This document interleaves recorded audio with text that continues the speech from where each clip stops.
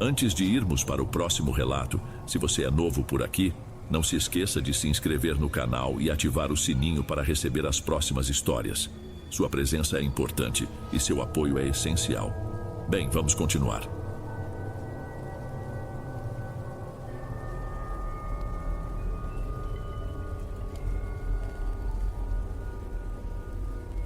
Ei pessoal, obrigado por ouvirem. Clique no sininho de notificações para ser alertado de todas as futuras narrações. Lanço vídeos novos todos os dias por aqui. Espero te ver nos próximos. Agora na tela vou deixar outros 2 bons vídeos que sei que irão gostar. Te vejo por lá.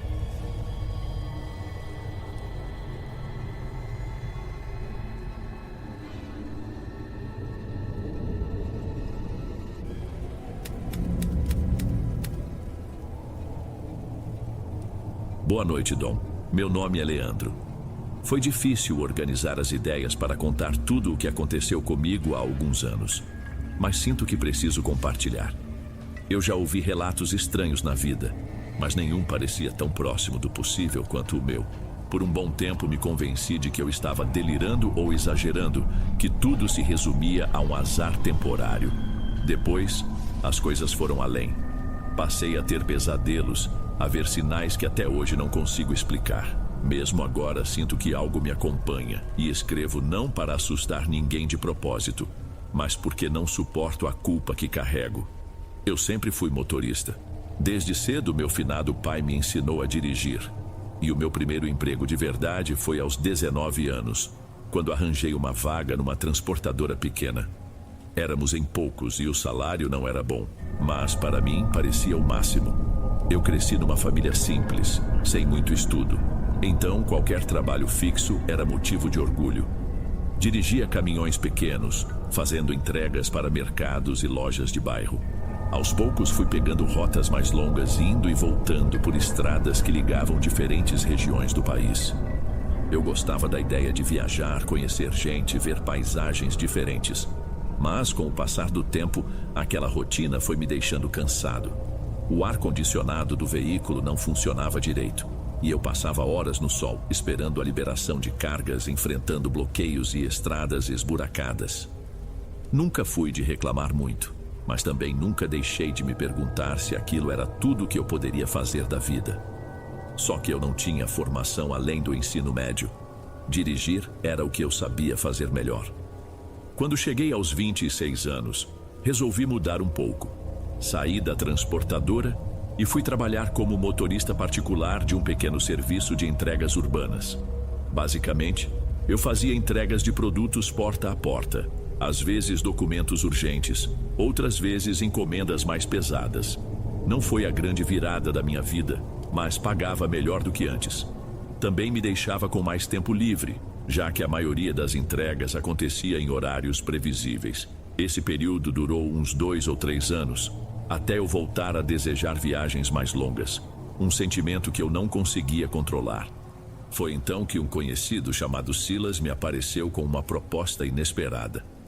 Ele havia sido meu colega de infância e estava envolvido com transporte de passageiros, mas nada oficial. Ele tinha uma van e, pelo que eu sabia, costumava fazer viagens fretadas para turistas, excursões pequenas. Eu não o via havia anos. Um dia nos encontramos numa esquina perto do meu trabalho. Ele desceu da van com um sorriso enorme e me cumprimentou. E aí, Leandro, quanto tempo? Tá na correria de sempre? Contei resumidamente sobre o meu emprego de entregas, que era honesto, mas sem futuro. Ele assentiu com a cabeça e disse que estava trabalhando por conta própria, que às vezes o dinheiro era muito bom, às vezes nem tanto, mas que tinha uns contatos interessantes. Falamos pouco e antes de se despedir, ele jogou no ar. Tenho um esquema que talvez te interesse. Se um dia quiser ouvir, me liga. Vou precisar de gente de confiança. Fiquei curioso, mas não perguntei nada na hora. A correria do trabalho não me deu brecha. Dias depois, mandei mensagem para ele, querendo entender melhor essa tal proposta. Ele respondeu rápido, dizendo que poderíamos conversar pessoalmente se eu topasse tomar um café no fim de semana. Marcamos num estabelecimento simples, numa área de trânsito de caminhões. Cheguei no horário combinado e lá estava ele, com o mesmo sorriso amigável, mas trazendo uma postura meio misteriosa. Sentamos, pedimos café e pão na chapa. Ele começou dizendo que tinha um contato estrangeiro que precisava de motoristas para levar passageiros especiais de um ponto a outro, sempre à noite ou de madrugada. Falou como se fosse algo super normal, mas eu já achei diferente. Mesmo assim, não quis me precipitar. É um trabalho sem muita complicação. Você só precisa ir ao local, pegar a van ou o carro que já vai estar pronto e partir para o destino que te passarem. O pagamento é muito bom e não tem risco, porque está tudo acertado com as autoridades, pode ficar tranquilo. Quando ele mencionou autoridades, meu estômago embrulhou. Perguntei por que precisava ser tudo de noite. Ele deu uma risada curta e respondeu: são pessoas que não gostam de aparecer, mas não é crime nem nada. O cara que organiza isso tem documento para tudo. Só que não dá para fazer no meio do dia, entende? Precisamos de discrição. Aquilo não soou muito convincente, mas ele insistiu, dizendo que se eu fosse esperto, iria aproveitar a chance. Salário quase dobrado em relação ao que eu recebia. E não precisaria dar expediente todo dia. Basicamente bastava ficar de sobreaviso. Quando chamassem, eu me apresentava e cumpria a rota. Simples assim. Eu disse que ia pensar, mas a verdade é que eu não estava muito confortável. Por outro lado, eu e minha família sempre passamos alguns apertos financeiros.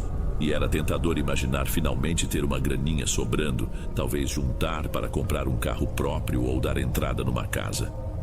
Pensei que não custaria tentar uma viagem, ver como era na prática. Passaram-se algumas semanas sem que ele me procurasse. Quase esqueci o assunto. Estava certo de que ele tinha arranjado outro motorista. Mas numa sexta-feira à noite, eu estava assistindo televisão quando Silas mandou mensagem. E aí, tá livre amanhã? Talvez tenha uma oportunidade para você já sentir o clima. Respondi que sim, sem muita certeza, mas aceitando. Ele me orientou a ir até um ponto específico no começo da tarde, longe do centro, perto de um trecho de estrada pouco movimentado. Afirmou que eu veria uma van estacionada com a chave no contato. Disseram que seria apenas uma entrega de documentos e uns passageiros, nada grande.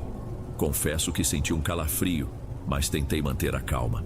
Talvez fosse só transporte fora do radar, gente que não quer pagar passagem de ônibus, sei lá. No sábado, saí de casa depois do almoço e segui as coordenadas que ele deu. De fato, encontrei uma van estacionada num canto, com os vidros meio escuros. Não havia ninguém ao redor. Parei meu carro, desci. Procurei por alguma pessoa que pudesse me dar instruções. Nada. Fui até a van e confirmei que estava destrancada e com a chave na ignição. Encontrei um envelope lacrado em cima do banco do motorista. Abri por curiosidade e vi um papel com o endereço de destino. O texto dizia apenas: levar até a comunidade X, esperar pela pessoa com o envelope, seguir até o endereço e ir na madrugada. Nem havia nome de quem entraria, nem qualquer indicação de quantos passageiros. Aquilo me deixou nervoso, mas pensei que era parte do esquema. Com a rota em mãos, liguei a van. Tinha gasolina, pneus novos, tudo em ordem. Dirigi por um trecho de estrada de terra, depois peguei uma via principal que eu já conhecia. Não havia muito movimento. Eu estava acostumado a viajar, então não foi nada complicado. Cheguei ao lugar indicado por volta das 11h30 da noite. Uma área meio afastada, com poucas luzes. Estacionei e fiquei esperando. Depois de uns 15 minutos, apareceu uma moça com o rosto bem abatido, segurando nos braços uma criança. A van tinha 7 lugares, mas só ela entrou. Nem se apresentou. Só se acomodou no banco de trás, com o bebê dormindo no colo. Era uma cena estranha, porque ela estava sem bagagem, sem casaco, e a noite estava fria. Ela falava baixo, quase sussurrando, e disse algo como: "Ele me avisou que você viria." Assenti, ainda sem saber quem era ele. Ela me passou um papelzinho com outro endereço. Não bati papo, apenas segui a viagem. A estrada estava deserta e a única coisa que se ouvia era o ronco do motor e o choro meio abafado do bebê que despertou em dado momento. De vez em quando eu tentava puxar assunto, perguntar se ela estava bem, mas ela respondia com monossílabos. Parecia nervosa ou cansada. Chegamos a uma região de chácaras mais ou menos às 2h. Ela pediu para parar em frente a uma porteira de madeira. Não havia nenhuma placa, nem muros, Só uma casa simples lá ao fundo. Ela desceu, agradeceu com a voz quase inaudível e foi andando, segurando o bebê com cuidado. Fiquei ali, sem saber se deveria esperar alguém. Pensei que fosse aparecer alguém para pegar a van, mas nada aconteceu. Então peguei meu celular e escrevi para Silas. Já cheguei no endereço, o que eu faço agora? Ele só mandou, pode voltar para casa, te pago depois. Me senti um pouco bobo. Dirigi de volta, deixei a van no lugar onde a peguei e fui embora com meu carro. Achei tudo muito estranho, mas nada de violento ou ilegal tinha acontecido, certo? Talvez fosse algum programa de assistência social clandestino ou alguma família que não podia pagar transporte. Ainda assim, havia uma atmosfera desagradável, não sei explicar. O rosto daquela moça, o jeito apavorado, o bebê chorando como se quisesse sair dali. Algo me deixou angustiado. Nos dias seguintes, Silas me passou parte do pagamento combinado. Não era um valor absurdo, mas superava o que eu ganharia em uma semana de serviço normal. Perguntei se teriam mais viagens, e ele respondeu que sim, mas sem dar datas. Disse ainda que o estrangeiro estava muito satisfeito porque eu tinha sido pontual e discreto. Acabei caindo num ritmo estranho. De dia, eu continuava com meu emprego de entregas. E de vez em quando, recebia uma mensagem convocando para mais um desses transportes suspeitos. Sempre do mesmo jeito. A van me esperava num local afastado. Havia a rota no envelope. E no final, alguma mulher subia, às vezes com criança, às vezes grávida. Elas nunca falavam muito. Algumas choravam, outras ficavam em silêncio, todas com aquela expressão de quem não tinha escolha. Eu não perguntava demais, mas a minha consciência já começava a pesar. Depois de uns meses, decidi largar as entregas e me dedicar exclusivamente a esses transportes. Sim, eu sei que parece absurdo, mas a grana estava entrando e eu estava começando a planejar comprar uma casinha. Quando percebi, eu estava preso ao dinheiro fácil, me convencendo de que, mesmo que houvesse algo estranho, não era necessariamente ilegal. Afinal, ninguém reclamava, ninguém pedia socorro. Poderia ser um programa de imigração ou gente querendo ficar longe dos holofotes. Sempre me diziam que estava tudo acertado com as autoridades. Porém, a sensação de estar me metendo numa trama obscura não parava de crescer. Principalmente quando comecei a notar um padrão. As passageiras eram quase sempre muito humildes, algumas mal falavam português. Pareciam vir de regiões remotas do interior profundo. Além disso, quase todas estavam em situação de vulnerabilidade, grávidas, carregando bebês, sem parentes por perto, quase sem bagagem. Ao final, chegávamos num ponto isolado, geralmente de madrugada, e alguém as recebia.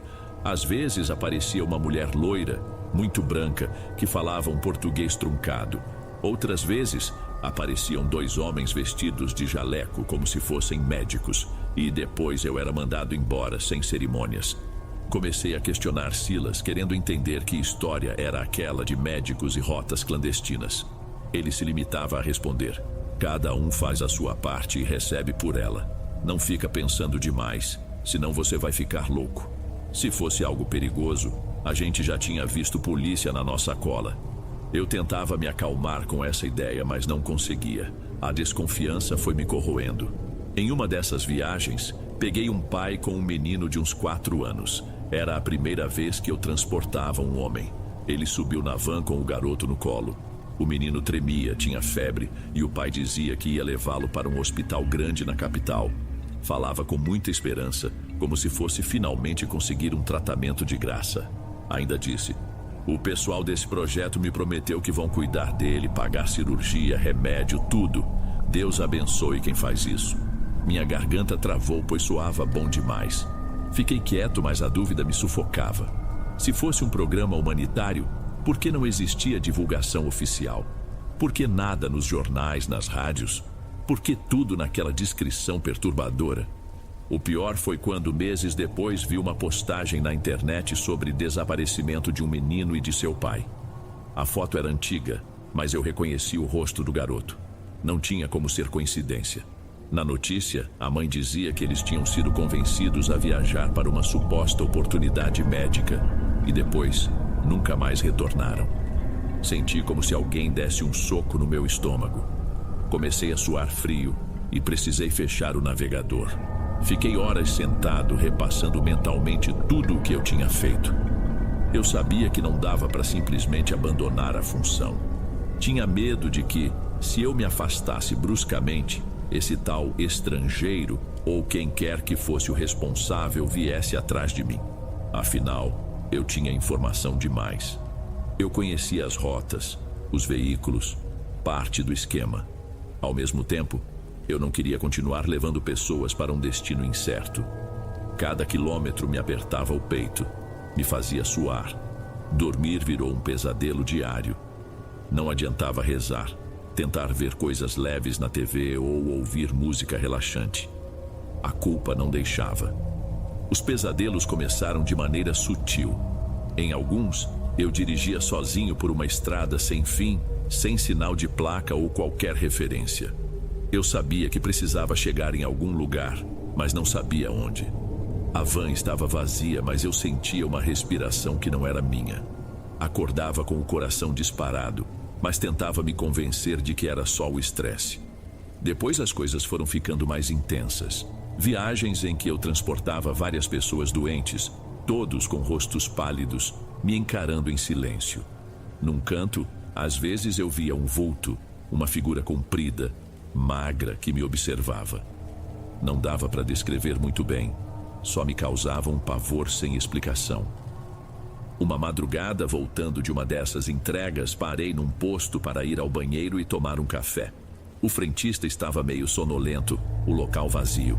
Entrei no banheiro, lavei o rosto e, ao levantar a cabeça, tive a impressão de ver alguém parado bem atrás de mim no espelho. Levei um susto, girei o corpo imediatamente. Não havia nada. Fiquei com o coração na boca, pensando se eu estava enlouquecendo. Voltei para a van, tentando me acalmar. Dirigi mais uns 20 minutos, morrendo de vontade de chegar em casa. Então, do nada, ouvi um choro de bebê vindo do banco de trás. Olhei no retrovisor e não tinha ninguém. O choro continuou por vários segundos, um choro dolorido, como se a criança estivesse com dor. Depois sumiu, deixando um silêncio esquisito. Fiquei tão nervoso que parei o veículo no acostamento, saí e abri a porta traseira. Nada, nenhum sinal de criança. Sem saber o que fazer, rezei baixo e voltei ao volante. A partir daquele dia, nunca mais dirigi de madrugada sem a sensação de estar sendo observado por algo que eu não conseguia ver. Contei para Silas que eu andava tendo uns problemas de sono, mas não entrei em detalhes. Ele só recomendou que eu tirasse uns dias de folga, que eu fosse relaxar e que tudo ia passar. Falei que preferia ficar sem pegar trabalho por um tempo. Ele estranhou. Perguntou se eu estava devendo algo ou se alguém tinha me ameaçado.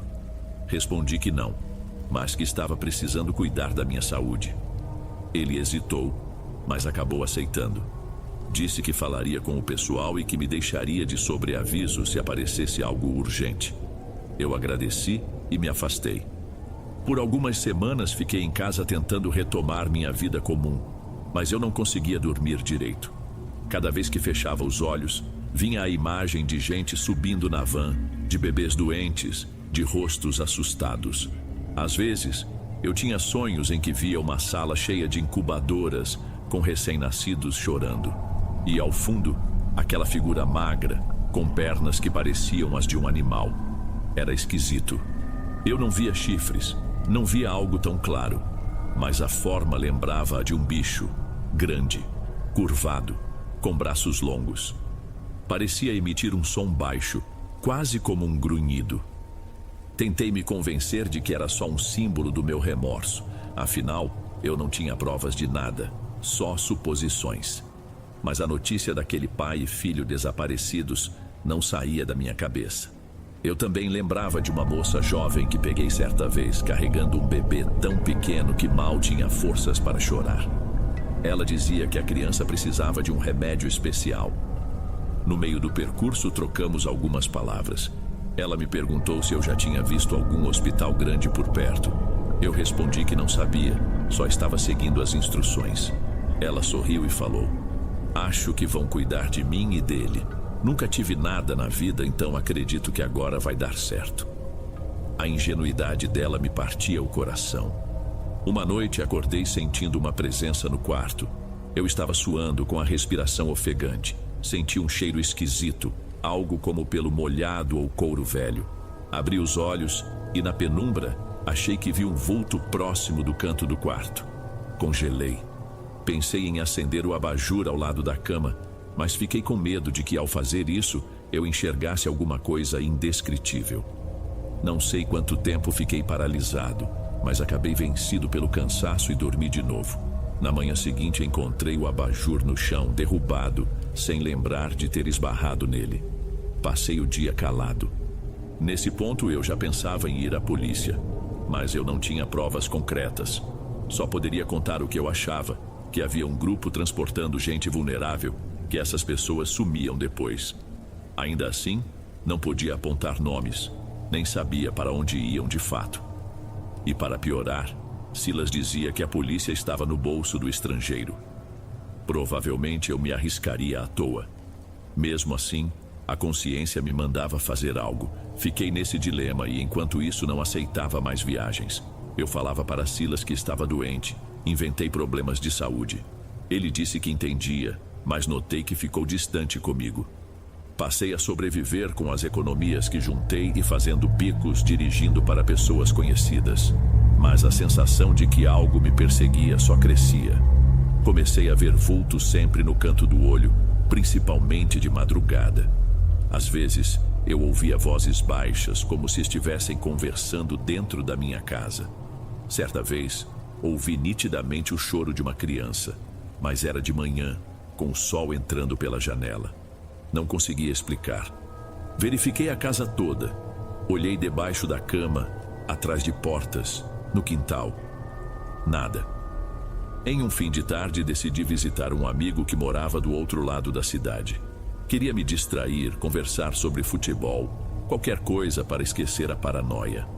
No caminho, passei por uma rua onde havia alguns cartazes de pessoas desaparecidas colados em postes. Não costumo reparar muito, mas algo chamou minha atenção. Uma das fotos era de uma mulher grávida.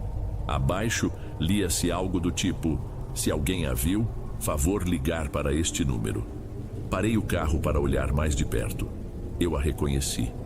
Tinha certeza de que era uma das passageiras que levei, talvez uns 3 ou 4 meses atrás. Ela usava até o mesmo lenço colorido no cabelo. O cartaz dizia que era moradora de um bairro simples e que sumira sem deixar pistas. Me bateu uma tristeza profunda. Fui para a casa do meu amigo, mas não consegui conversar direito sobre nada. Só falei que não estava me sentindo bem e fui embora. Os pesadelos voltaram com mais força. Agora, além de ver aquela figura comprida, eu ouvia um barulho de cascos batendo no chão, como se um bicho estivesse andando em círculos ao meu redor. Acordava encharcado de suor, o coração descompassado. Tomava água, tentava rezar baixinho. Eu tinha raiva de mim mesmo, porque não sabia se aquilo era uma simples manifestação de estresse ou algo de fato sobrenatural que me rondava, associado ao que eu tinha feito.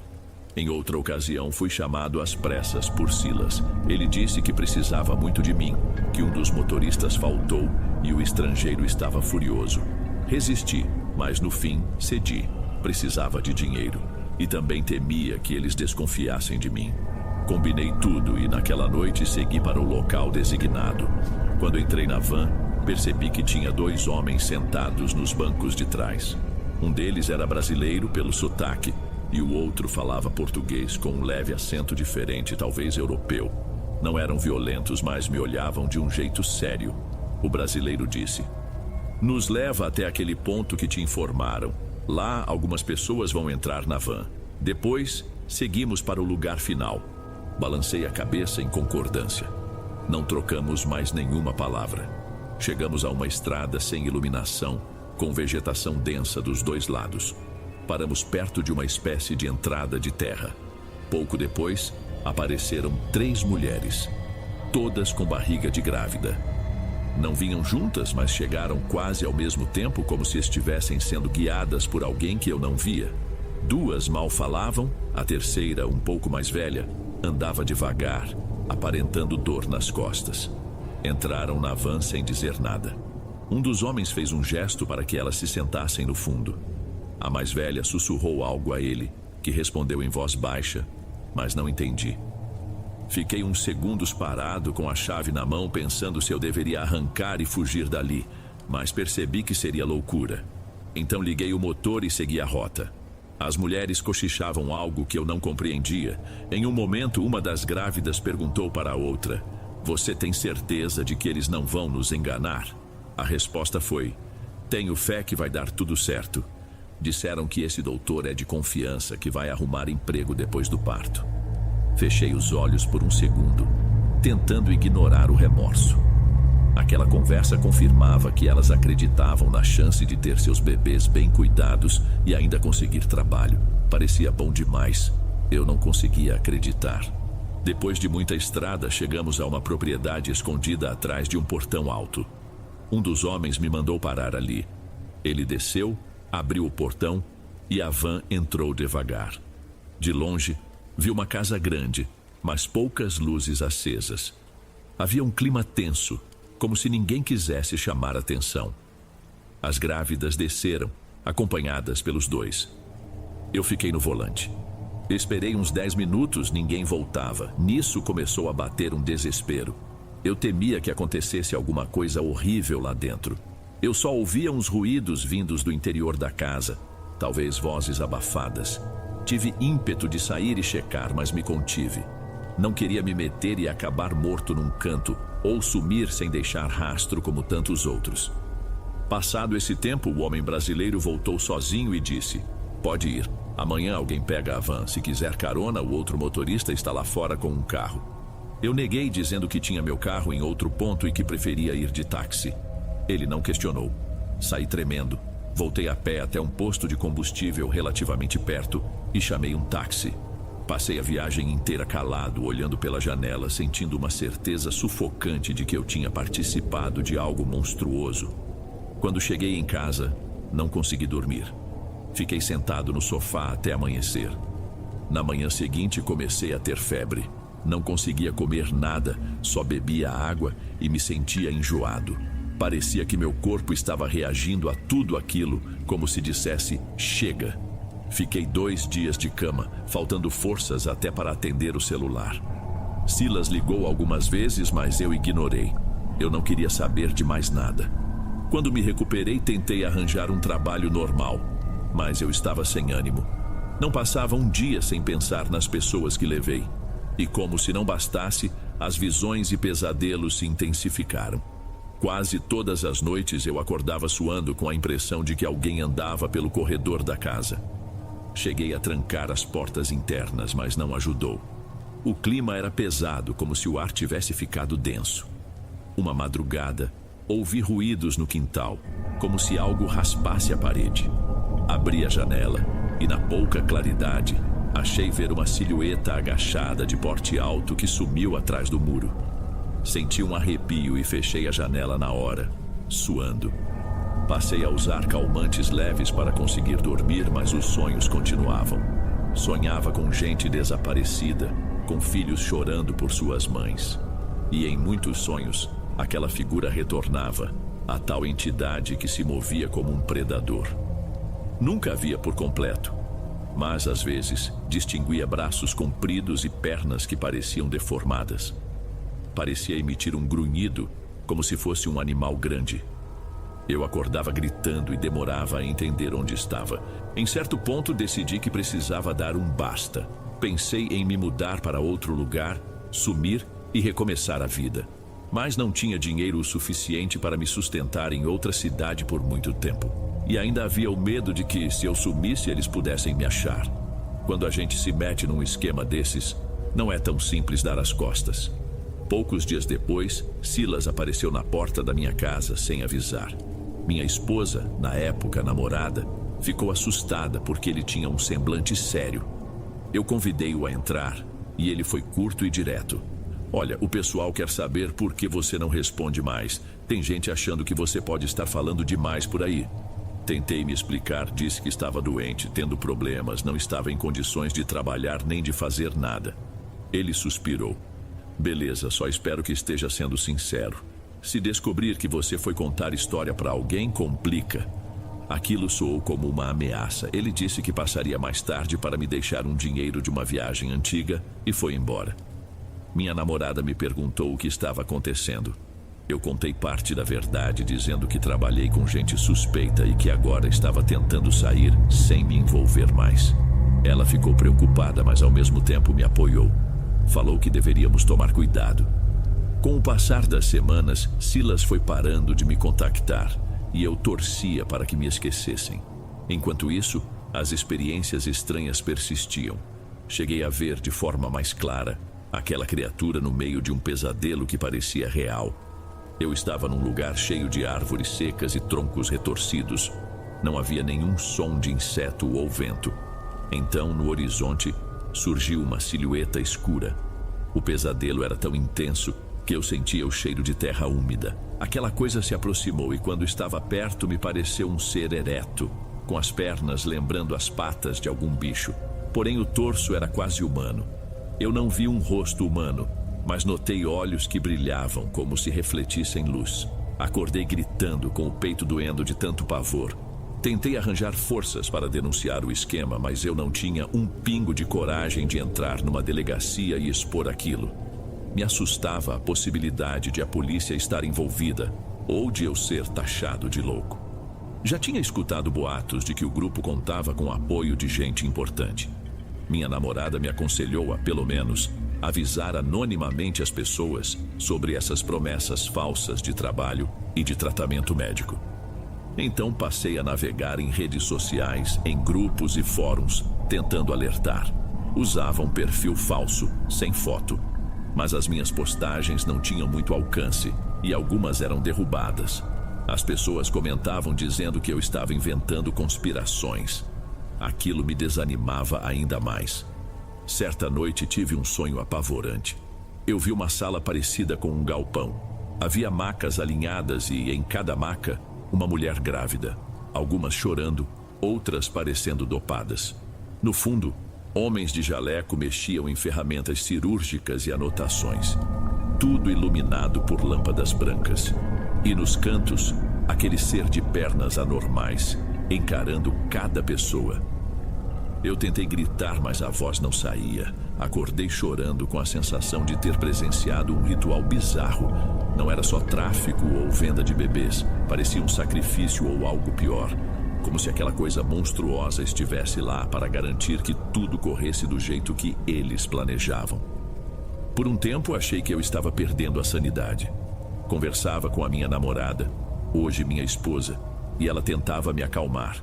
Mas também começava a ter pesadelos, sonhos que envolviam bebês chorando, mulheres pedindo socorro. Parecia que a energia ruim da minha vida havia contaminado a casa toda. Ela me incentivava a procurar ajuda espiritual em alguma igreja, mas eu tinha medo de falar sobre o assunto com qualquer pessoa. Tinha medo de retaliações, tanto físicas quanto sobrenaturais. Ela até tentou certa vez conversar discretamente com um padre para agendar uma confissão, mas nessa mesma noite, adoeceu repentinamente, com vômitos e febre alta. Ficamos assustados, como se algo estivesse dizendo, não se metam. Eu vivia angustiado. Para piorar, não conseguia emprego estável e nossas contas começaram a atrasar. O dinheiro que eu tinha guardado estava acabando. Em meio a essa crise, recebi a visita de um homem que dizia ser amigo de Silas. Não lembro o nome dele, mas tinha um jeito sério, engravatado, falando baixo. Ele apareceu na minha porta dizendo que soube da minha situação financeira e que se eu quisesse voltar a dirigir, o pessoal poderia me aceitar de volta. Eu, morrendo de medo, disse que não, pois estava doente. Ele sorriu de canto e falou que eu deveria repensar antes de ficar sem dinheiro. Não fez ameaça explícita, mas a insinuação estava clara. Isso quase me fez ceder, mas o medo do que eu sabia superou a necessidade de dinheiro. Rejeitei a oferta e ele foi embora sem insistir. 2 dias depois, meu carro quebrou e a oficina cobrou caro pelo conserto. Fiquei devendo para o mecânico sem conseguir pagar à vista. Era como se todo tipo de problema viesse ao mesmo tempo, me pressionando a voltar a trabalhar para aquele esquema. Em meio a isso, comecei a ter não só pesadelos, mas também sonhos estranhamente lúcidos. em que eu via crianças chorando na beira de uma estrada. Eu tentava me aproximar, mas algo me impedia. De repente, uma sombra enorme surgia por trás delas, e eu ouvia um estalo, como se fosse um galho partindo. Quando tentava correr, minhas pernas não se mexiam. Despertava sempre com o corpo suado, o coração acelerado. Eu estava num estado constante de exaustão. Uma das vezes em que me senti mais apavorado foi quando, ao voltar do mercado, parei o carro na garagem e, ao desligar o motor, senti um peso no banco de trás, como se alguém tivesse sentado. Não ouvi barulho de porta nem nada. Virei lentamente para olhar. Não havia ninguém, mas o banco parecia levemente afundado, como se um corpo invisível estivesse ali. Eu perdi a coragem de checar de perto. Simplesmente abri a porta do motorista e corri para dentro de casa. Minha esposa, vendo o meu estado, me perguntou várias vezes o que tinha acontecido, mas eu só conseguia balançar a cabeça. Passei o resto da noite rezando, pedindo perdão por qualquer mal que eu tivesse causado. Num fim de tarde, decidi dar uma volta de carro por uma região mais afastada, na tentativa de arejar a cabeça. Peguei uma estrada de terra que passava perto de algumas fazendas. Dirigi devagar, observando o campo. Cheguei até a parar embaixo de uma árvore para respirar e tomar um pouco de água. Foi quando percebi um cartaz colado a um poste improvisado, feito de madeira. Falava sobre uma família que sumira inteirinha: pai, mãe e 2 crianças. A pessoa que escreveu implorava por qualquer informação. Deixou um número de telefone e um apelo emocionado. Senti meu corpo estremecer porque, pela descrição, eles poderiam ter sido alvos daquele pessoal. Parecia que cada dia que passava, eu encontrava mais evidências de que as pessoas que transportei não voltavam nunca. Aquilo me partiu de vez. Quando anoiteceu, resolvi me recolher. Parei num pequeno bar de beira de estrada para comer alguma coisa. Enquanto tomava um caldo, comecei a prestar atenção nas vozes ao redor. 2 senhores conversavam sobre histórias de assombração e criaturas que apareciam para caçadores. Um deles mencionou algo como: tem gente que jura ter visto um bicho grande de patas esquisitas que vaga por esses caminhos à noite. Dizem que onde ele passa, some gente. Meu coração deu um pulo. Ele poderia estar falando de qualquer lenda local, mas para mim soava muito próximo do que eu tinha visto nos sonhos. Preferi pagar a conta e ir embora. Mesmo com todo esse medo, tentei seguir a vida. Trabalhei como motorista de aplicativo por um tempo, fazendo corridas curtas. Achei que ia conseguir respirar. Mas, certa noite, eu estava em casa tomando banho quando ouvi minha esposa gritar. Saí do chuveiro correndo, ainda molhado, e a encontrei na sala, pálida, apontando para a janela. Disse que viu uma coisa estranha do lado de fora. Algo se movendo de um jeito nada normal. Corri até a janela, mas não vi nada. Mesmo assim, ela estava tremendo. Passamos o resto da noite acordados com a sensação de que algo circundava nossa casa. Depois disso, ela me implorou para a gente dar um tempo fora da cidade, visitar um parente distante ou alugar algo num lugar tranquilo por algumas semanas. Resolvi aceitar.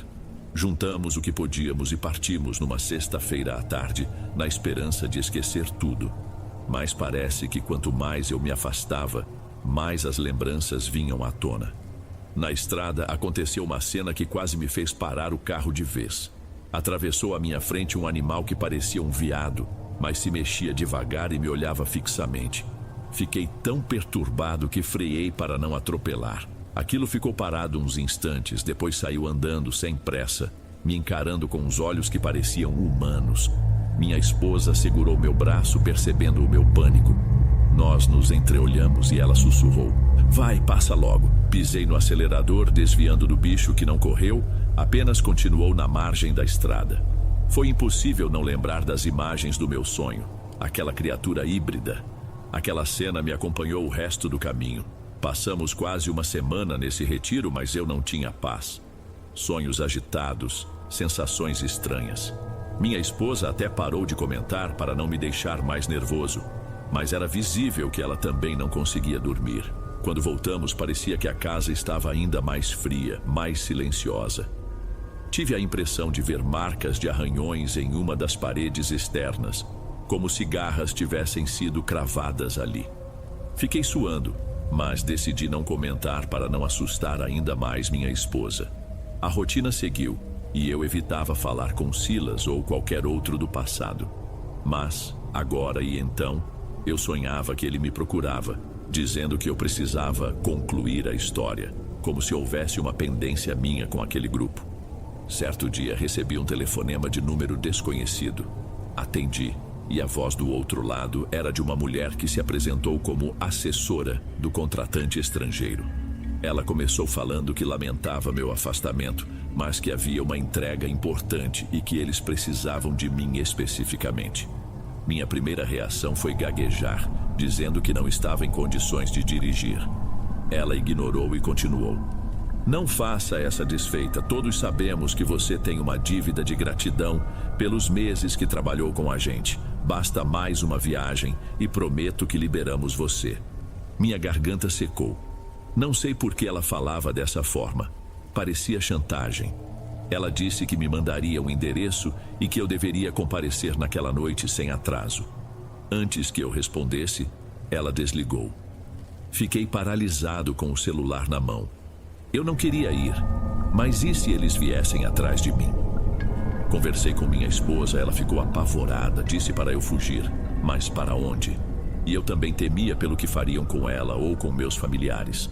No fim, tomei a decisão de ir, mas com a ideia de observar tudo, ver se conseguia algum tipo de prova ou informação para denunciar depois.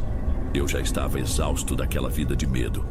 Quando chegou a hora, entrei no carro e segui para o tal endereço. Era uma casa de muros altos, portão de ferro, numa área sem movimento. Toquei a buzina e depois de alguns instantes, um homem veio me receber dizendo que eu precisava pegar a van lá dentro. Entrei, estacionei e vi a van encostada na garagem. Entregaram-me as chaves e um papel com instruções. Pegar 2 mulheres num ponto de estrada e depois levar a um local específico. Perguntei quem eram essas mulheres e o homem fez uma cara de desdém. Não importa, faz o que você sempre fez e tudo certo. Senti raiva por dentro, mas me contive. Liguei a van e saí. Dirigi por quase 1 hora até a tal estrada. Tudo escuro, poucas lanternas nos postes. Parei, desliguei o motor e fiquei esperando. Batia um vento frio e eu tinha a sensação de que qualquer movimento no mato poderia ser um bicho ou alguém me espreitando.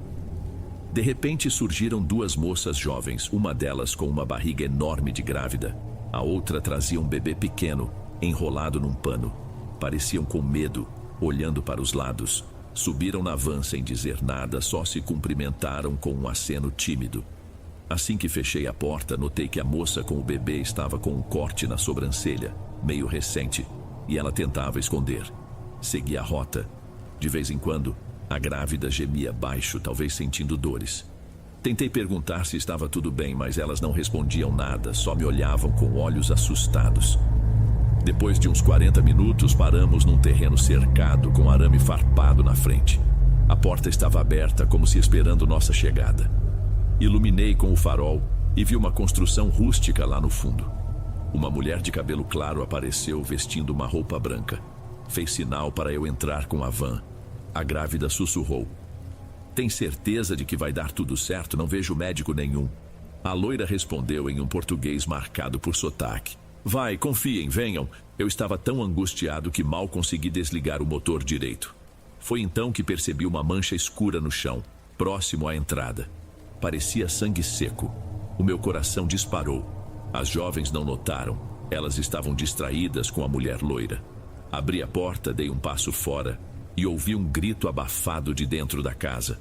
Não sei se era humano ou um animal, mas soou desesperado. Tive vontade de sair correndo, mas travei no lugar. A loira ergueu a voz.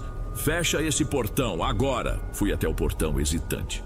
Pensei em fugir, mas as pernas estavam bambas. Quando retornei, as 2 moças já tinham ido para dentro. A loira me encarou e disse com firmeza. Espere aqui, vamos resolver algo e já te liberamos. Concordei com a cabeça, sem falar. Ela entrou na casa. Fiquei sozinho, olhando ao redor. O vento balançava uma vegetação seca e eu ouvia passarinhos noturnos, mas nada que me acalmasse. Depois de uns 10 minutos veio a mesma mulher loira sozinha. Deixa a van aí, você vai comigo. Falei que preferia ficar na van, mas ela me lançou um olhar que me intimidou. Sem escolha, segui. Ela me levou por um corredor estreito onde um dos ambientes tinha uma cortina pesada. Dava para ouvir choros de bebê de lá. Senti um pavor se espalhar pelo meu corpo. Ao final do corredor, havia um cômodo escuro que fedia a algo químico, como remédio forte ou produto de limpeza industrial. A loira abriu a porta e falou: "Entra aqui, já volto para te liberar, não se preocupe." Eu entrei meio sem saber o que fazer. Era um quarto pequeno com 2 cadeiras e uma mesa. Fechou-se a porta. Fiquei ali, respirando fundo, tentando achar coragem para fugir. Tentei abrir, mas a porta estava trancada por fora. Bati e chamei sem resposta. Me senti como um rato preso. Fiquei ali dentro, sabe-se lá quanto tempo. Podiam ter sido 30 minutos ou 2 horas. Pela fresta embaixo da porta via a luz do corredor acender e apagar. De vez em quando escutava vozes, passos apressados. Em certo momento acho que cochilei de tão exausto. Sonhei que aquela criatura de corpo meio animal entrava no quarto e me observava. Acordei num sobressalto com o coração acelerado. Levantei e fiquei batendo na porta de novo, chamando. Por fim, alguém girou a chave. Quem apareceu foi um homem alto, usando óculos, vestindo jaleco. Ele me fitou com indiferença. "O chefe disse que pode ir embora. Se quiser transporte, tem carro lá fora." Eu perguntei das 2 moças. Ele soltou um riso sem humor. "Isso não é da sua conta. Vá e não abra a boca sobre o que viu ou ouviu." Tentei falar mais alguma coisa, mas ele levantou a mão e gesticulou para eu sair. Obedeci. Voltei ao pátio e de fato encontrei um carro ligado. Um rapaz no volante me chamou. "Sobe aí, eu te deixo na estrada." Entrei ainda confuso. Ele me levou até uma rodovia, me deixando num ponto de ônibus deserto. "Boa sorte", disse, antes de arrancar. Fiquei sozinho no escuro, tremendo. Acabei pegando carona com um caminhoneiro que passava, que me deixou perto de casa. Cheguei de madrugada com o corpo doendo de tensão, a cabeça latejando. Contei tudo para minha esposa. Ela ficou chocada. Nós choramos juntos, já sem saber o que fazer. Depois daquele episódio, nunca mais me chamaram para nada. Silas sumiu. A tal assessora estrangeira não ligou mais. Foi como se eu tivesse sido dispensado, ou como se tivessem me testado e concluído que eu não serviria mais. Por um lado, me senti aliviado de não ter que participar. Por outro, o terror noturno se intensificou. Era como se a criatura, ou seja lá o que fosse, tivesse me marcado. Passei a ver de canto de olho uma sombra grande de pernas finas, às vezes nos cantos do corredor ou no fundo da garagem. Sempre que olhava diretamente, sumia. O mesmo cheiro estranho de pelo ou couro velho aparecia nos momentos mais aleatórios. Minha esposa também dizia sentir algo, mas evitava comentar. Descobri, conversando discretamente com conhecidos, que alguns relatos de desaparecimentos estavam pipocando em diferentes lugares. Mulheres grávidas, crianças pequenas e, às vezes, famílias inteiras. Poucos casos chegavam à mídia. Normalmente saíam apenas como notas pequenas. Esse silêncio me fazia crer que havia dinheiro por trás, abafando tudo. E eu não tinha coragem de bater na porta de um jornal e contar minha história. Tinha pavor de represálias. Assim, minha vida foi seguindo. Consegui tempos depois um emprego fixo de motorista numa empresa de mudanças, sem grandes rotas, e fui tentando levar a vida adiante. Mas mesmo agora, anos depois, ainda sonho com aquelas pessoas. Em alguns sonhos, vejo rostos que reconheço de viagens passadas, todos me encarando, como se quisessem me perguntar por que eu não fiz nada para salvá-los. Vejo imagens de bebês deixados em salas frias, com fios e tubos, ouço choros que parecem pedidos de socorro. A visão daquele ser meio animal, meio homem permanece comigo até hoje. Em algumas noites tenho a impressão de sentir seu olhar em algum canto escuro.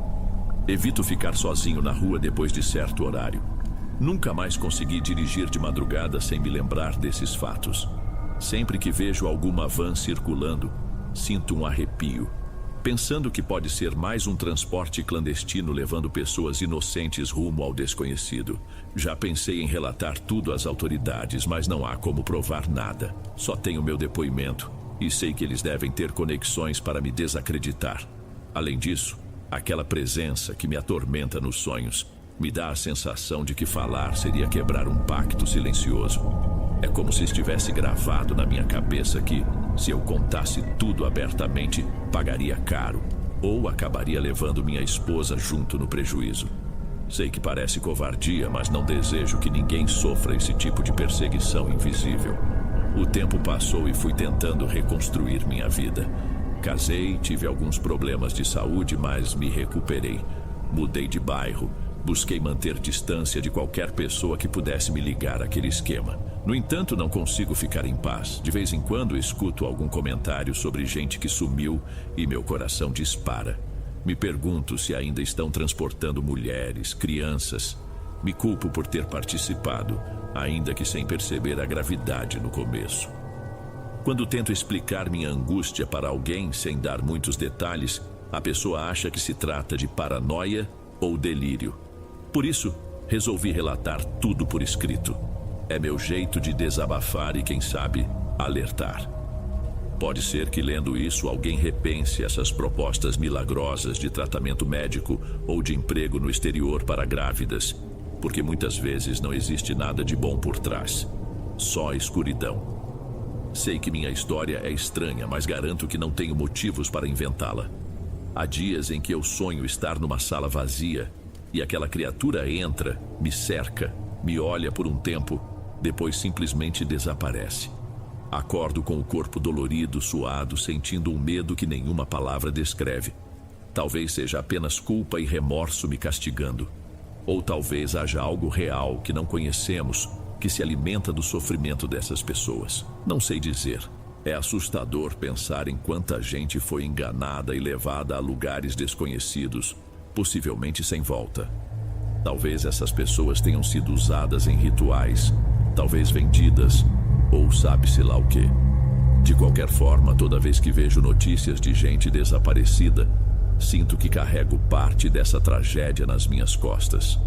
E quando tento rezar, sinto um peso, como se estivesse sendo vigiado e advertido para não mexer mais nesse assunto. Contei esse relato para que outras pessoas fiquem atentas. Infelizmente, não posso mudar o que fiz. Só me resta conviver com o fato de ter sido cúmplice, mesmo que por ignorância. E se me perguntarem se acredito em algo sobrenatural, hoje eu diria que acredito. Não sei como funciona, mas sinto que há forças negativas que se manifestam quando a maldade humana atinge um certo nível. Talvez seja essa a explicação mais próxima que tenho para as aparições que me atormentam. Eu continuo vivendo, trabalhando, mas sempre com a sensação de que há um olhar sobre o meu ombro. Esse é o meu relato. Provavelmente muitos não vão acreditar. Alguns vão achar que estou exagerando ou inventando histórias de terror. Mas sei que, para mim, tudo foi e é real demais. Cada viagem noturna que fiz, cada rosto que passou pela van, cada noite sem dormir. Isso me transformou de um jeito que não consigo reverter. Escrevo para tentar expurgar um pouco da culpa, mas não sei se vai adiantar. Se um dia você topar com uma oferta estranhamente boa, que peça apenas sua discrição, lembre-se do que contei aqui. Prefira a miséria à escuridão sem volta.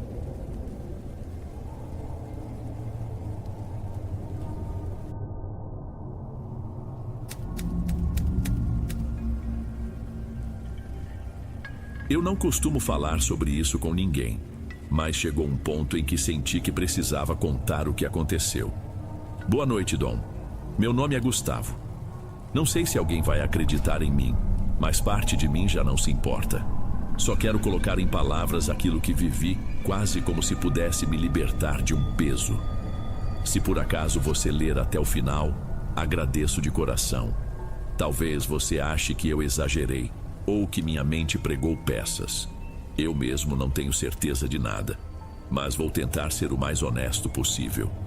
Cresci numa região de interior, numa dessas comunidades rurais onde todos se conhecem pelo primeiro nome. Vivi ali até meus 20 e poucos anos, mas depois me mudei para tentar a vida em outro lugar. Acabei voltando quando meu avô ficou doente, o que me fez repensar muita coisa. Lá no vilarejo, as pessoas cumprimentavam os vizinhos toda manhã. Comentavam sobre a colheita de cana ou sobre a próxima festa da igreja. Depois que meu avô partiu, herdei a pequena casa dele. Não pensei duas vezes e fui morar lá, achando que seria uma vida tranquila. E até foi, por uns meses. Mas tudo mudou há cerca de 2 anos, quando algo estranho começou a acontecer comigo. Eu trabalhava num bar simples, quase sempre do outro lado da praça principal. Era um local onde se vendia desde garrafas de refrigerante a pequenas porções de tira-gosto. Meu turno começava na metade da manhã e ia até o início da noite. Nesse bar, eu atendia os moradores que vinham conversar ou matar o tempo jogando dominó. As noites eram calmas e eu gostava de fechar as portas pouco depois das 9 horas, quando praticamente todo mundo já estava em casa. Nessa rotina, eu não tinha nenhuma preocupação de saúde. Sempre fui forte, apesar de não ser tão alto. Tinha meus hábitos de comer bem e de dormir cedo. Só que de repente comecei a sentir um cansaço que não passava, como se algo estivesse drenando minhas energias. No começo pensei que fosse por conta da mudança de rotina, ou talvez eu não estivesse me alimentando direito desde que assumi a casa do meu avô, mas a exaustão piorava. Eu acordava sem vontade de fazer nada, sentindo o corpo pesado. Minha coluna doía e meus ombros pareciam carregar sacos de cimento. Por teimosia, ignorei os sinais. Fui levando até que, cerca de uma semana depois, tive uma febre alta. Procurei um pequeno posto de saúde que ficava a mais ou menos meia hora de onde eu morava. Fizeram exames de sangue, mediram minha pressão, mas não acharam nada fora do normal. O médico de plantão disse que talvez eu estivesse estressado ou com alguma falta de vitamina. Voltei para casa com um remédio, acreditando que aquela sonolência e aquela sensação ruim iriam sumir com alguns dias de repouso. Mas não sumiram. 6 dias depois, eu já tinha perdido tanto peso que minhas calças ficavam largas. Passei a ter pesadelos estranhos, daqueles que você acorda confuso, sem ter certeza se sonhou ou se viu mesmo algo no quarto. O pessoal do vilarejo começou a notar minha cara abatida. Uns diziam que era moleza. Outros achavam que eu estava com depressão. Alguns até brincavam que eu precisava tomar chá de folha de laranja. De tudo que me ofereciam eu tentava, chás, sucos de couve, banho de erva, mas nada resolvia. Numa manhã, acordei com uma dor insuportável nas costas. Parecia que eu tinha trabalhado numa lavoura o dia inteiro, mas tudo que fiz foi dormir. Pensei em voltar ao médico, mas o posto de saúde não atendia em final de semana. Naquele dia, acabei nem indo ao bar. Fiquei deitado o tempo todo. Minha prima, Viviane, apareceu no fim da tarde para ver como eu estava. Ela me olhou e se assustou. Você está muito pálido, parece outra pessoa bem mais magra. Contei dos sonhos esquisitos, das dores no corpo, do cansaço. Ela ficou calada um tempo e disse baixinho: a mãe de uma amiga teve algo parecido e foi aconselhada a buscar ajuda com uma benzedeira que mora numa fazenda afastada. Quando escutei aquilo, fiz pouco caso. Nunca acreditei muito nessas coisas de cura espiritual, mas Viviane insistiu, dizendo que não me custava tentar. Agradeci, mas disse que não. Na minha cabeça soava como perda de tempo. Nas noites que se seguiram, os pesadelos ficaram piores. Eu sonhava com um lugar escuro, que parecia um corredor sem fim. Lá no fundo, havia uma porta entreaberta, e alguém me chamava por um nome que não era o meu. A voz era tão abafada que eu não entendia direito. Acordava coberto de suor, com um gosto ruim na boca, como se tivesse mastigado terra. Em uma dessas madrugadas, achei ter visto um vulto perto da porta da cozinha. Levantei assustado, acendi a luz e não tinha nada lá. Até tentei me convencer de que era apenas minha vista cansada, mas fiquei com a sensação estranha de que eu não estava sozinho. No dia seguinte, optei por conversar com a vizinha, Dona Teresa, que sempre me chamava para tomar café e era cheia de conselhos. Ela ouviu tudo e comentou: quando o médico não encontra nada, às vezes é algo do outro lado. Esses termos dela me davam calafrios, pois lembravam histórias antigas do meu avô, que dizia que neste mundo existem coisas que não enxergamos, mas que influenciam nossa vida. Dona Teresa me contou que uma senhora conhecida chamada Aparecida podia me ajudar. Falou que ela não era bruxa nem nada do tipo, mas uma benzedeira que recebia as pessoas na casa dela e rezava para tirar qualquer mal que estivesse colado na pessoa. Diante da minha insistência em não acreditar, Dona Teresa foi mais dura. Você está definhando, meu filho. Se não for te fazer mal, por que não tentar? Fiquei sem resposta. Eu já estava desesperado, sem saber como resolver. No fim, cedi. Dona Teresa, mesmo com a idade avançada, pegou a bicicleta e me acompanhou até lá. Demoramos quase 1 hora, pois a casa de Aparecida ficava depois de um trecho de estrada de terra mal conservada. Quando chegamos, achei o lugar curioso. Era um terreno simples, mas com um grande quintal cheio de plantas. Na varanda, vi arruda e alecrim pendurados em varais. Bati palmas e uma senhora de rosto sereno apareceu na porta. Ela usava um vestido claro, sem estampa, e tinha o cabelo bem curtinho. Falava baixo e me convidou para entrar. Dona Teresa me apresentou e foi embora, dizendo que me esperaria do lado de fora. Aparecida me mandou sentar num banco perto da cozinha que tinha cheiro de café fresco. Ela me olhou nos olhos e perguntou: "Desde quando você se sente assim?" Contei tudo, do cansaço aos pesadelos e à febre. Ela fechou os olhos, respirou fundo e disse que aquilo não era doença do corpo, mas doença do espírito. Parece que algo te pegou sem você perceber.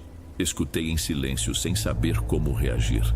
Ela comentou que às vezes, por inveja ou por raiva de alguém, surge uma praga, uma energia que se liga na pessoa. E se a pessoa estiver aberta, isso vai sugando as forças. Pedi que ela não se ofendesse, mas queria saber se havia algum exame que eu pudesse fazer para ter certeza. Ela balançou a cabeça. Exames de laboratório não mostram o que é do outro plano. Não tive coragem de discordar. Ela foi ao quarto e voltou com uma cuia cheia de uma mistura de ervas secas. Falou para eu ficar quieto, que iria rezar por mim. Então começou a balançar a cuia ao redor de mim, murmurando palavras que eu não conseguia entender direito. Aquela reza durou alguns minutos.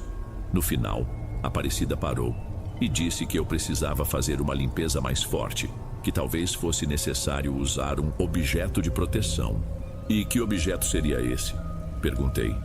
Ela respondeu que poderia ser um amuleto, algo feito com mel e pólvora, ou algo parecido. Na hora, me soou estranho. Ficamos de marcar outro dia. Agradeci, saí de lá um pouco desconfiado. Nos dias que se seguiram, não notei grande melhora. Voltei ao bar, mas me sentia sem energia.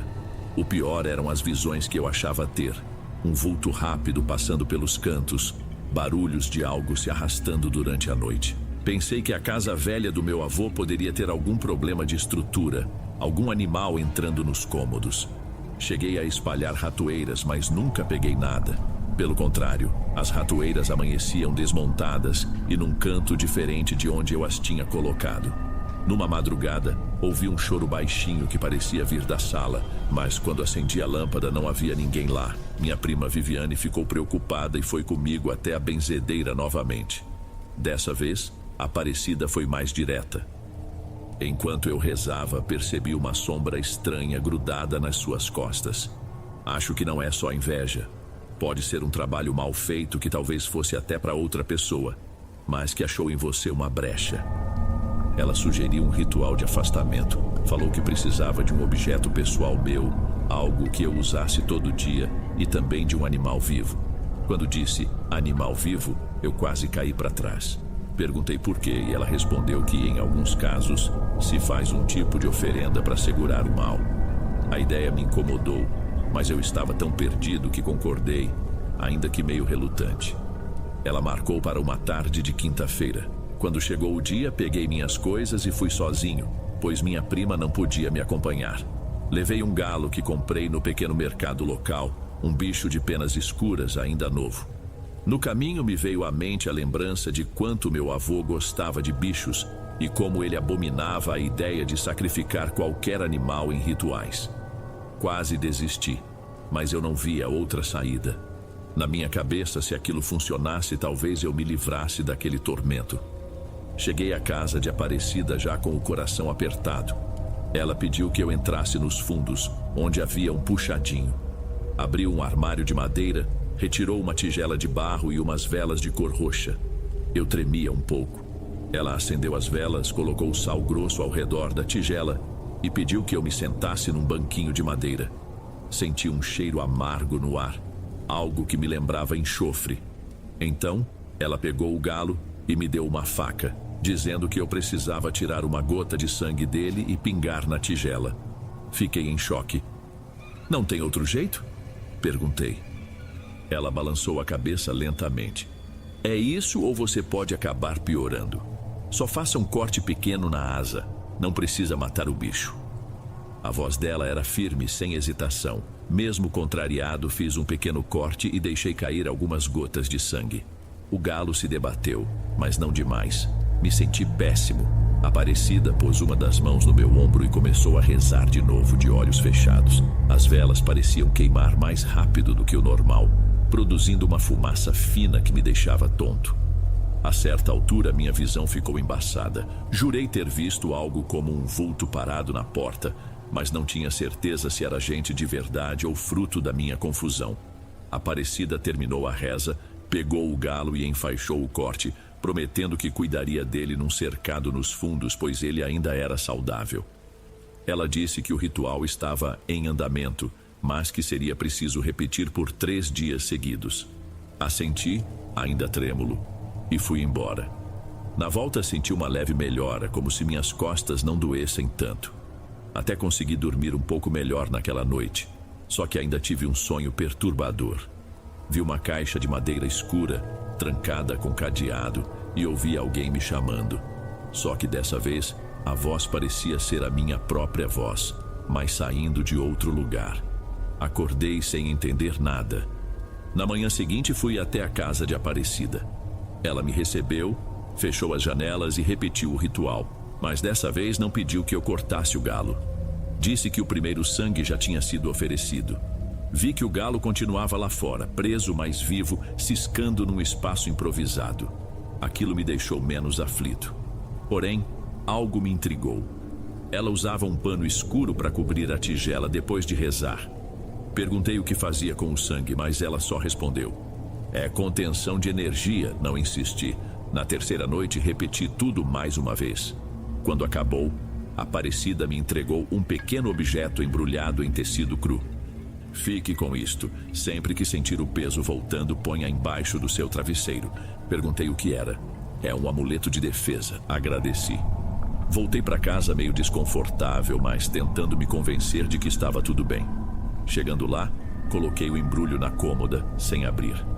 Dormi a noite inteira como se tivesse apagado, e acordei achando que finalmente estava resolvido. Os meses seguintes foram estranhos. No começo senti que realmente estava com mais energia. Voltei a trabalhar no bar, conversei com os clientes e pareceu que minha aparência melhorou. Dona Teresa notou que eu estava mais corado e minha prima Viviane também, mas às vezes me dava uma tontura repentina, uma espécie de aperto no estômago. Era rápido, passava em alguns minutos, mas me deixava preocupado. Sempre que acontecia, eu lembrava do tal embrulho e pensava em usá-lo como Aparecida tinha sugerido. Mas algo me segurava, um receio de abrir o pacote. Não sei explicar. Passaram-se cerca de 3 ou 4 meses assim. O clima na região estava seco e muito quente, sem nenhuma gota de chuva. Numa noite de sábado, fui deitar e coloquei o embrulho debaixo do travesseiro, na esperança de prevenir qualquer incômodo.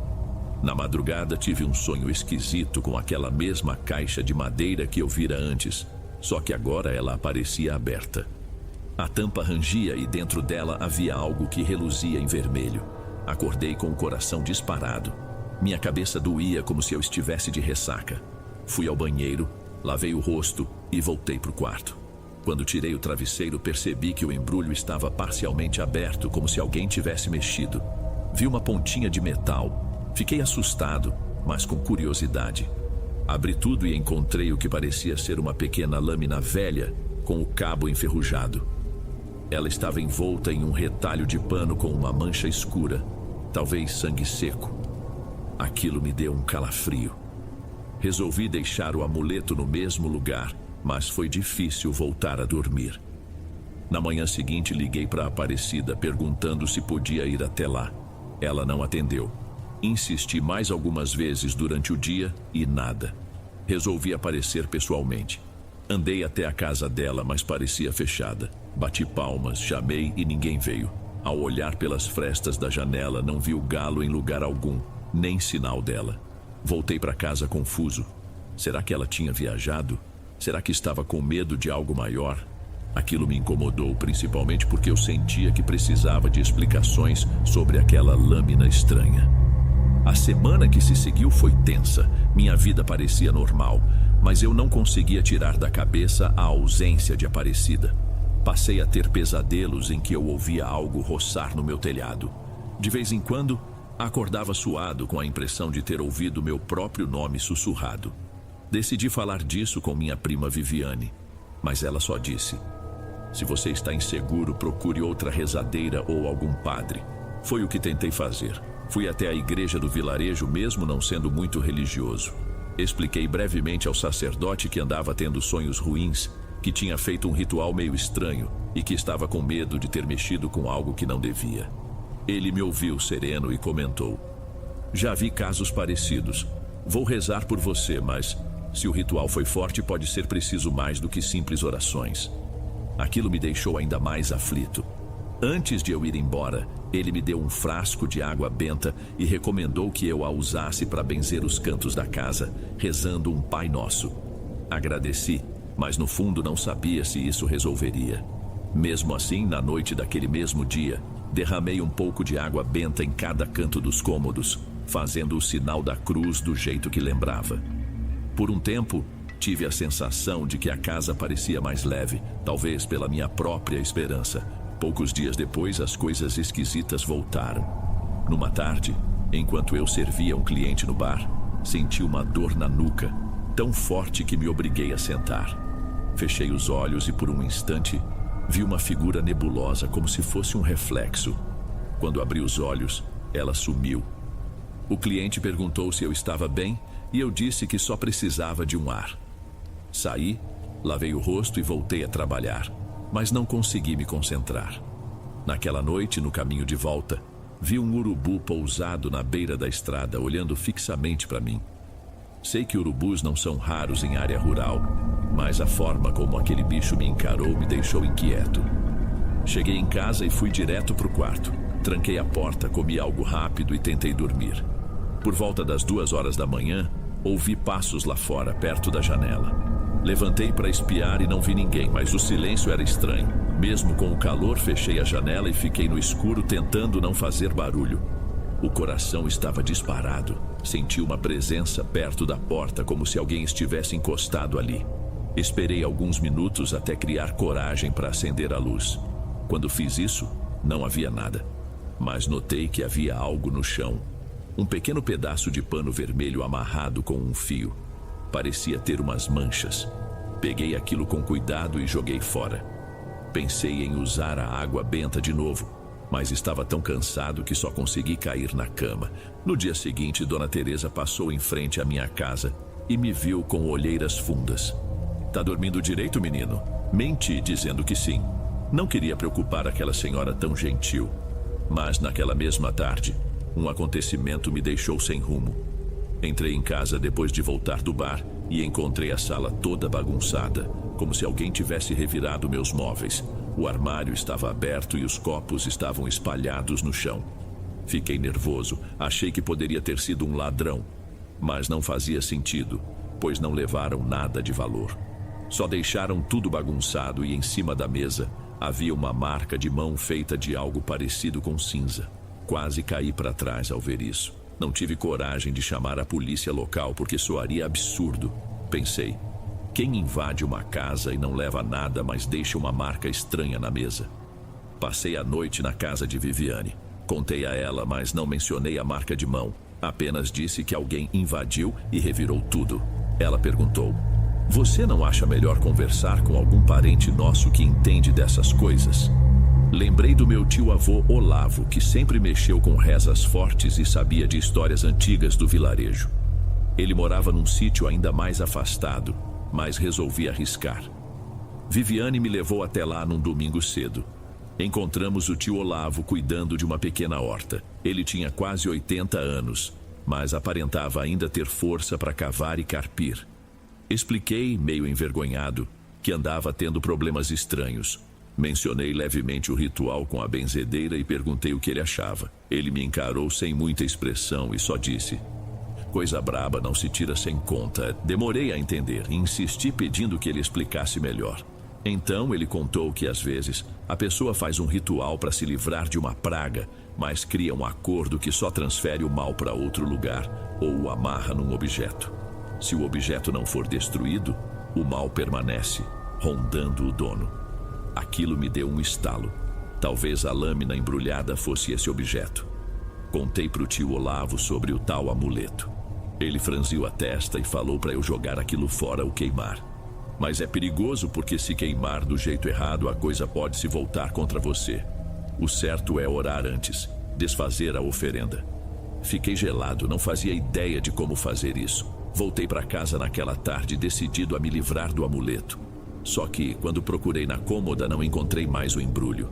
Revirei tudo e nada. Fiquei completamente perdido. A casa estava silenciosa, mas era um silêncio opressivo. Olhei embaixo da cama, dentro das gavetas, nada. Abri a porta dos fundos para ver se alguém tinha entrado, mas estava tudo trancado. Não sabia se eu tinha perdido ou se alguém havia pegado. Ao anoitecer, comecei a sentir aquela dor na nuca de novo. Dessa vez, vinha junto de uma sensação de fraqueza nos joelhos, como se minhas pernas fossem ceder.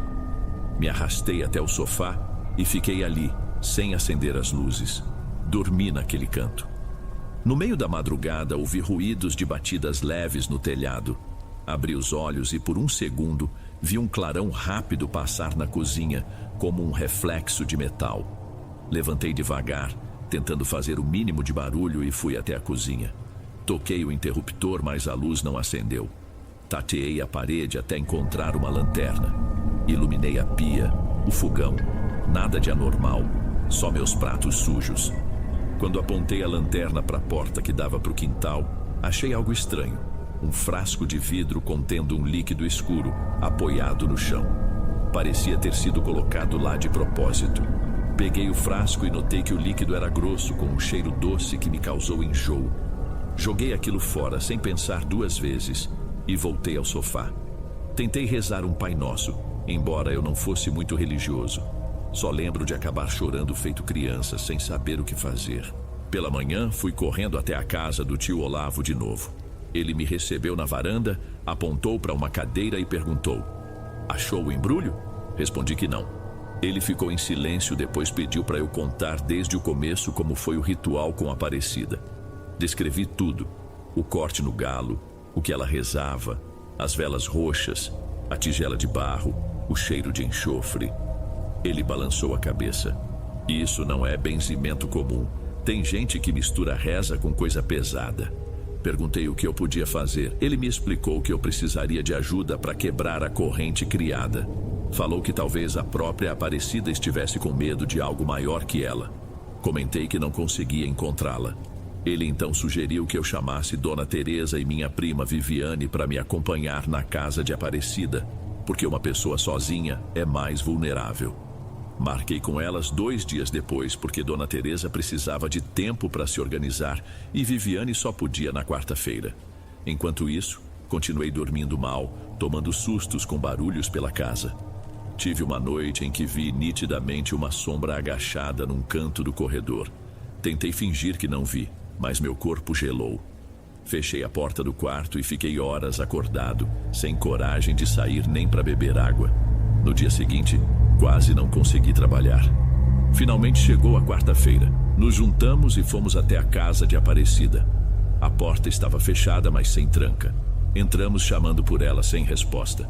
A casa estava uma bagunça, quase sem móveis, com muita poeira no chão. Parecia que ela tinha ido embora há semanas. Havia folhas de jornal rasgadas e umas marcas estranhas nas paredes, como respingos de tinta amarelada. No quarto, achei uma bacia de metal com manchas escuras no fundo, provavelmente sangue seco. Aquilo me deu ânsia de vômito. Dona Teresa segurou minha mão e disse: Acho que ela saiu daqui fugida. Viviane estava quieta com uma expressão de medo. De repente, ela me chamou para ver um canto do quarto onde havia um pequeno altar improvisado, com velas gastas e um pano escuro por cima de uma caixa de madeira. Quando tirei o pano, era a mesma caixa que aparecia nos meus sonhos. Tinha um cadeado enferrujado e na tampa, alguns símbolos rabiscados. Tentei abrir, mas o cadeado não cedeu. Viviane sugeriu levarmos a caixa embora para mostrar ao tio Olavo. Relutei, mas estava decidido a descobrir o que aquilo significava. Peguei um saco grande, coloquei a caixa dentro e voltamos para o carro. Dona Teresa não falava quase nada, só rezava baixinho. Chegando ao sítio do tio Olavo, mostrei a ele. Ele olhou a caixa, revirou-a nas mãos e disse que aquilo parecia ser um guardador de trabalho. Explicou que, em certas práticas, a pessoa faz um ritual de amarração ou de transferência de energia usando objetos pessoais e sangue. O cadeado serve para selar o contrato.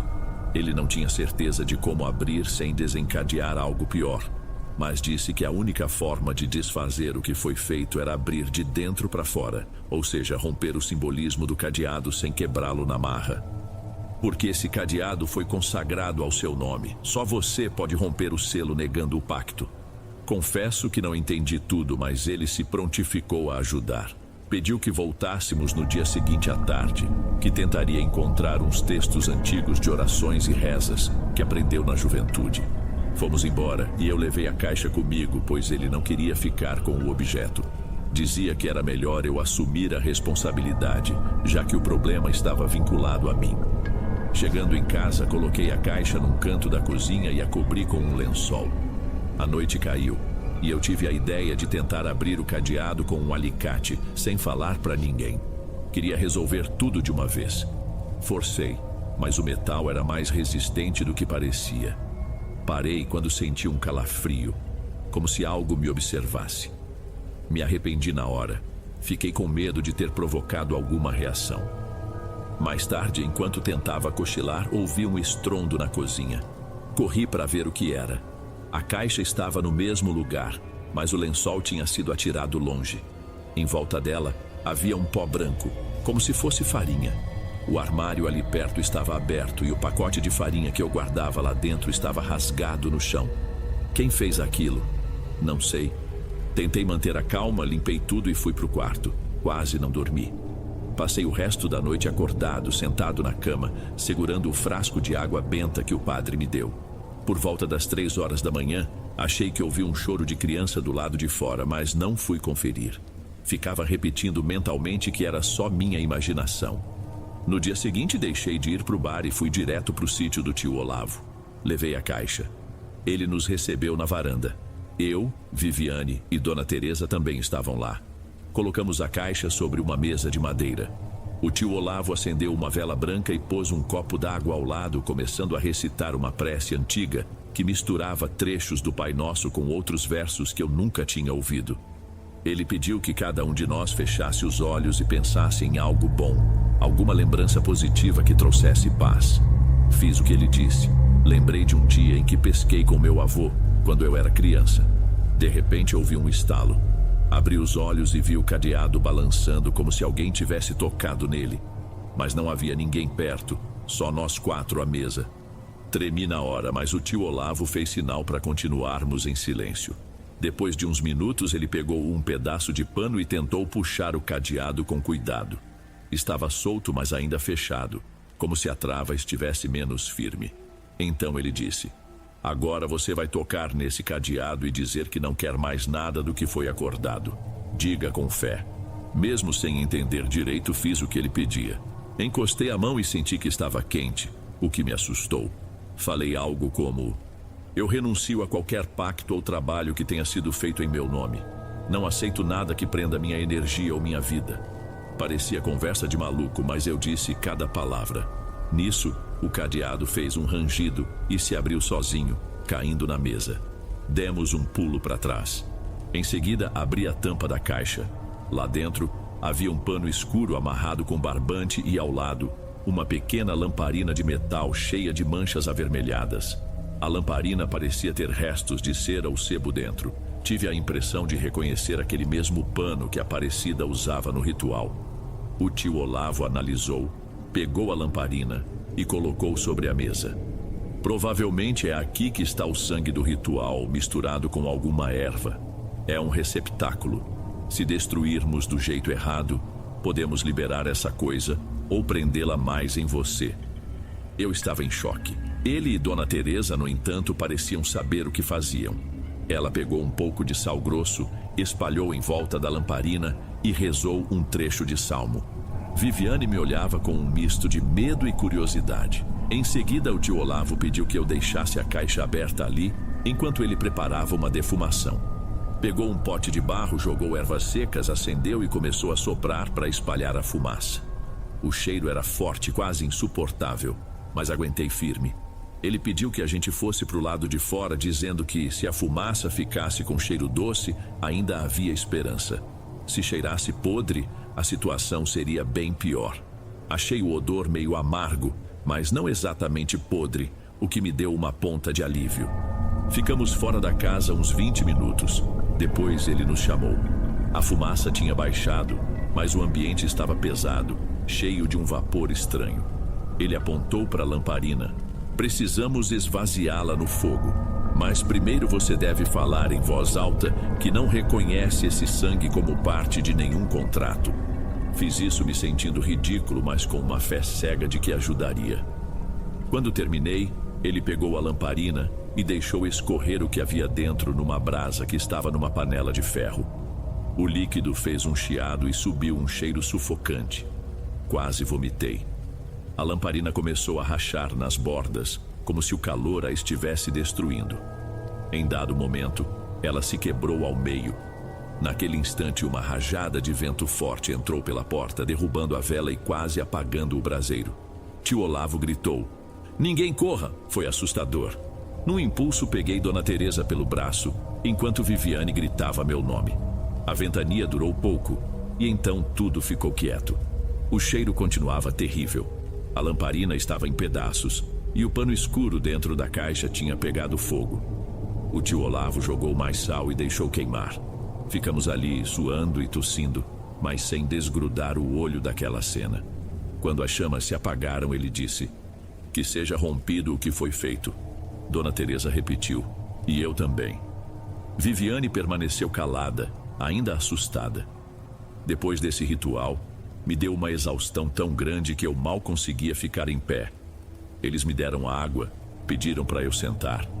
Comecei a tremer e tive um choro compulsivo que durou vários minutos. Mas ao final, sentia uma estranha leveza. Perguntei ao tio Olavo se estava tudo resolvido e ele disse: "Na maioria dos casos, sim, mas acenda uma vela branca toda noite por 7 dias, rezando com firmeza, e vigie seus sonhos. Às vezes sobram vestígios." Voltei para casa ao entardecer, levando só a caixa vazia e o cadeado aberto. Joguei os pedaços de lamparina num buraco no quintal e enterrei. Durante a noite dormi como um bebê e não tive nenhum pesadelo. Acordei renovado, fui ao bar, trabalhei bem e me senti feliz como não me sentia há muito tempo. Continuei acendendo a vela toda a noite, rezando com a mesma fé improvisada. Minha prima Viviane ligava perguntando como eu estava. E eu dizia que finalmente me sentia normal. Parecia o fim de um pesadelo, mas ainda havia uma sombra de medo, como se eu esperasse algo dar errado. Lá pela 6ª noite de vela, tive um sonho que me causou arrepios. Vi a casa de Aparecida toda escura e uma figura de costas para mim, mexendo num pote cheio de fumaça. Quando a figura se virou, notei que o rosto não era o dela, mas o meu. Acordei no susto, mas sem sensação de pânico, apenas confusão. Tentei esquecer aquilo, mas ficou na minha cabeça. No dia seguinte, resolvi dar uma limpeza geral na casa, afastar os móveis, varrer todo o canto. Queria renovar as energias. Enquanto limpava o sofá, encontrei debaixo dele aquele embrulho que a Aparecida tinha me dado. Fiquei parado com a vassoura na mão, lembrando que eu não o achara em lugar nenhum antes. E lá estava, como se tivesse sido movido por alguma força à minha revelia. Peguei e abri com cuidado. Dentro estava a lâmina de cabo enferrujado, a mesma que eu vira antes. Não fazia ideia de como voltara para ali, mas eu já sabia o que fazer. Precisava me livrar dela. Coloquei a lâmina num saco plástico e fui direto para o sítio do tio Olavo. Mostrei a ele, que levou a mão à testa.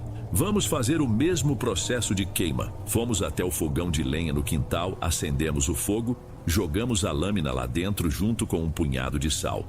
Ficamos observando até que ela ficasse incandescente e se deformasse no calor.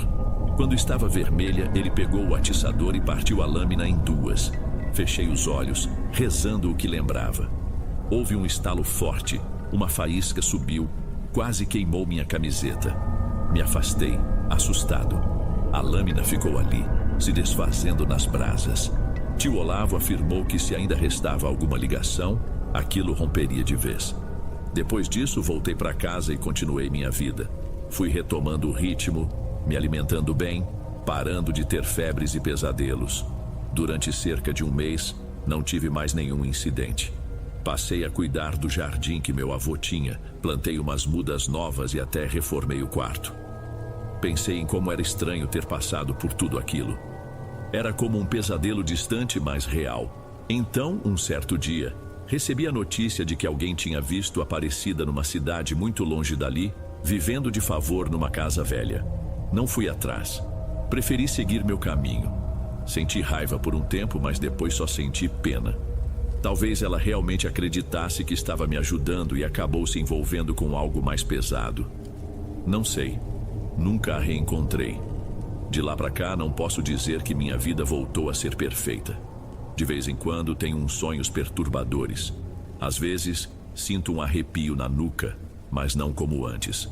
É algo mais pontual, que desaparece logo. Numa vez, achei que vi um vulto perto do portão, mas quando me aproximei, era apenas a sombra de uma árvore balançando. Pode ser que depois de tudo eu tenha ficado mais sensível ou mais paranoico. Não dá para saber. O que posso dizer é que, desde que eu e o tio Olavo queimamos a lâmina e rompemos aquele cadeado, não tive mais aquela sensação constante de ter algo consumindo minha energia. Ainda fico me perguntando como cheguei a isso. Eu, que não acreditava em nada, me vi envolvido em um ritual macabro, quase perdendo a sanidade. Aprendi que nem todo mundo que se diz benzedeiro ou curandeiro é realmente do bem. Ou talvez as pessoas se envolvam em práticas diferentes, misturando rezas com coisas que não dominam. O que sei é que não dá para encarar isso como se fosse folclore ou invenção. Há muita coisa que a gente não entende. Se eu puder dar um conselho, não deixe o desespero te levar a aceitar qualquer ajuda sem saber a procedência. Nem todo caminho que parece cura é realmente cura. E nunca, em hipótese alguma, faça rituais que incluam sacrifício ou sangue sem entender bem o que está acontecendo. Hoje vivo de forma mais cuidadosa, sempre prestando atenção a qualquer sinal esquisito. Vou à missa de vez em quando, não por devoção cega, mas porque sinto um pouco de paz. Também costumo acender velas brancas nos fins de semana. A casa do meu avô está mais arrumada e alguns amigos até passam ali para jogar conversa fora. Se um dia os pesadelos voltarem, vou lembrar de tudo o que aprendi e tentar lidar com isso da forma mais serena possível. Talvez eu tenha ficado com uma cicatriz invisível, mas pelo menos estou seguindo em frente. Esse é meu relato. Espero que, se alguém ler, entenda que nem tudo tem explicação simples. E que às vezes precisamos de ajuda verdadeira, mas também precisamos desconfiar e ter cuidado com o que nos oferecem. No fim das contas, o mais importante é manter a cabeça no lugar e não se entregar ao medo.